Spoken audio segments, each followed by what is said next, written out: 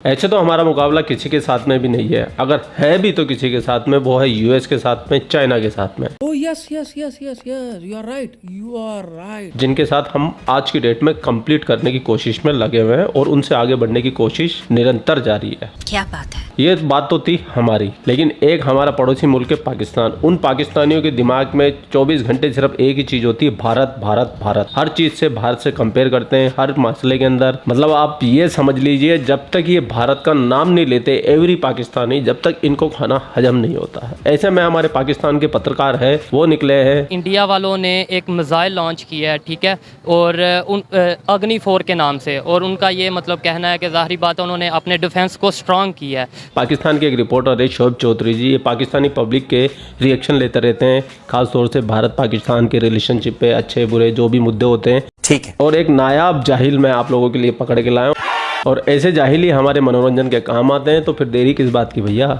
चलते पाकिस्तान। गाड़ी स्टार्ट कर। अग्नि 4 के नाम से, और उनका ये मतलब कहना है कि ज़ाहिरी बात है उन्होंने अपने डिफेंस को स्ट्रांग किया है। तो आप क्या समझते हैं इस हवाले से? पाकिस्तानी है, पाकिस्तानी के एक पाकिस्तानी शहरी होने के नाते से आप क्या समझते हैं?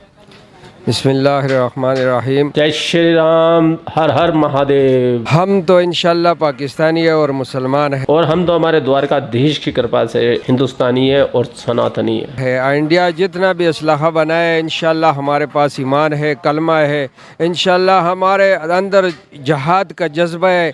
हम जहाद के जज्बे से, ईमान के जज्बे से, हिंदू से इंशाल्लाह अपने दुश्मन से लड़ेंगे, अपने मुल्क के लिए जान भी कुर्बान कर देंगे, बच्चे भी कुर्बान कर देंगे। क्या कहा? इंशाल्लाह हमारे अंदर जहाद का जज्बा है। बस बस बस, इनके पास में यही जज्बा है, अपनी छाती पे बम लगाएंगे, जाके लोगों में फट जाएंगे। हम अपने मुल्क से प्यार करते हैं, और इंडिया जितने भी मिसाइल, जितने असलहा बनाए इंशाल्लाह हम भी बनाते हैं। हमारा फौज पे हमारे फख्र है, हमारा फौज। आपने बोला ठीक है, टेक्नोलॉजी में काम करना चाहिए, ज़ाहिरी बात है दुनिया जदीद हो चुकी है, लेकिन खाली ईमान से, जज्बे से आपको लगता है कि हम इंडिया को या कोई भी जो भी हमारे पे हमला करे अगर करता है तो हम उसका मुकाबला कर सकते हैं? नहीं, इंशाल्लाह हमने पहले भी वो अयूब खान के दौर में इसको जो है ना दिखाया है। चल झूठा।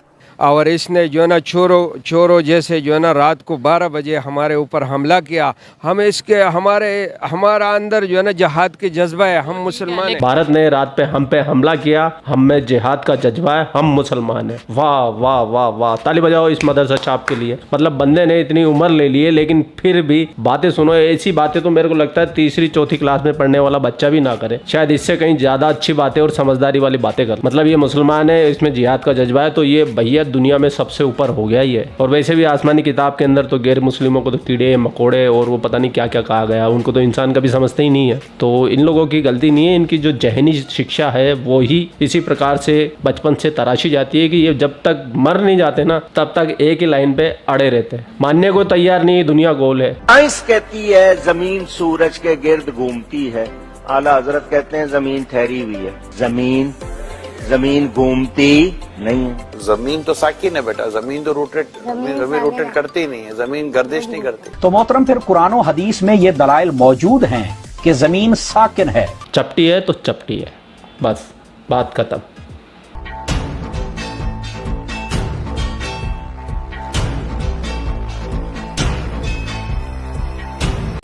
लेकिन आपको पता है हमारी जब 93,000 यानी 93,000 सरेंडर भी हमारे ही फौजियों ने किया था, तो अगर इतना जज्बा हो, एक मिसाल दे रहा हूँ, तो फिर सरेंडर क्यों किया वहाँ पे, आपने मुकाबला क्यों नहीं किया? वो तो ऐसे है कि हमने जो ना सिलेंडर नहीं होता है, सरेंडर होता है, वो मदरसे छापो। क्या हम जब उसके वो टैंक के जब आ गए तो हमने जो है ना वो अपने जानों के नजराने पेश किए। हमने जो है अपने जिस्म के साथ बम बांध के जो है ना हम टैंकों को रोक दिया। ये चच्चा तो जंग की बातें इतनी डिटेल से ऐसे बता रहा जैसे इसको टैंक के आगे इसी को ही बांधा हुआ था और ये दूरबीन लगा के सब देख रहा था कि वहाँ हो क्या रहा था। मेरे ख्याल से जब ये जंग हुई थी उस जमाने में तो ये पैदा भी नहीं हुआ होगा, अगर वो हो भी गया हुआ ना तो मैं कहता हूँ कि लाल सिंह चड्ढा वाली चड्डी इसने पहननी भी नहीं आती होगी। के टैंक को इंडिया को और पसपा कर दिया। और हम फिर जो है ना दिल्ली तक हमारे फौज हमारे जवान पहुंच गए थे। इंदिरा गांधी की कुर्सी पे आके बैठ के चाय पी के गए हैं ये। आप क्या बात कर रहे हो भैया? आप इंडियंस, आपको हिस्ट्री नहीं पता, आपको इतिहास ही नहीं पता। इन मदरसे छापों के ज्ञान सुनिए आप, आपकी बुद्धि बौखला ना जाए तो सारे पैसे वापस। लेकिन वो कहते हैं हम लाहौर तक आ गए थे, 2 दफ़ा लाहौर तक आए। ये तो हमारी भी तारीख़ या हमारे जो उनसे बड़े हैं जो हमारे मीडिया है वो भी हमें यही बताता है कि वो 2 दफ़ा लाहौर में आके नाश्ता कर रहे थे। वो तो लाहौर में हमारी बेगम से निकाह करने आए थे, हलाल ला करके चले गए। तो लाहौर तक उसने जो ना एक ख्वाब था, उसने जो ना शास्त्री ने एक कहा था कि मैं लाहौर में सुबह का नाश्ता करूंगा और जो ना उधर अपना झंडा जो ना लहराऊंगा।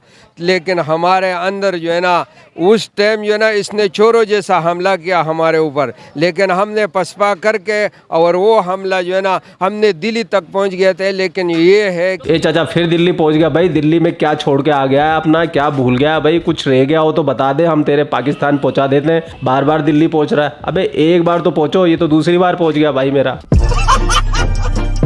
फिर सरेंडर क्यों किया सर, मुझे ये बताएं। अगर पहुंच गए थे तो फिर सरेंडर क्यों किया? उधर उनके जाके 93,000 फौजियों ने अपने हथियार क्यों डाल दिए? वो अमेरिका और जो हमारा गैर मुस्लिम ममालिक है, जो नेटो है या जो है ना वो सुपर पावर जो है, उसको जो पता चल गया कि मुस्लिम यानी पाकिस्तान दिल्ली तक पहुंच गया और अभी जो है ना वो इंडिया पर कब्जा करेंगे। ये मेरा भाई फिर दिल्ली पहुंच गया। भाई साहब दिल्ली बचा के रखना आज। आपकी दिल्ली गई आज, बस आपकी दिल्ली गई।